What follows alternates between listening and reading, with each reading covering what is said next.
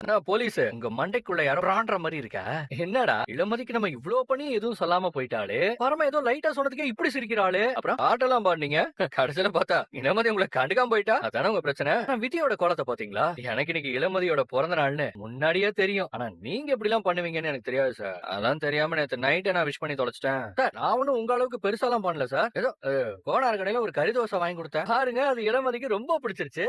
நல்லா சாப்பிட்டுச்சா? அதான் இப்ப ஞாபகப்படுத்தினேன். கறி தோசை நல்லா கார சாரமா இருக்கும். இந்த கேக்கு சப்புன்னு இருக்குன்னு சொன்னேன். ஏன்னா இந்த கேக் எல்லாம் மேல்தட்டு மக்கள் சாப்பிடுறது சார். இந்த கறி தோசை ஐட்டம் எல்லாம் எங்களை மாதிரி கீழ்த்தட்டு மக்கள் சாப்பிடுறது. உங்களுக்கு தான் கீழ்த்தட்டு மக்கள்னாலே பிடிக்காது. ஆனா இளமதிக்கு கறி தோசை ரொம்ப பிடிச்சிருந்தது சார். சார் லேட்டா வந்தாலும் லேட்டஸ்டா வாட்ச் வந்திருக்கணும். என்ன பண்றது, அப்படி கூட வரல. ஏய் ராணா, இப்ப எதுக்கு திடீர்னு ஹோட்டலுக்கு எல்லாம் போகணும்? ஏன் போனா என்ன தப்பு?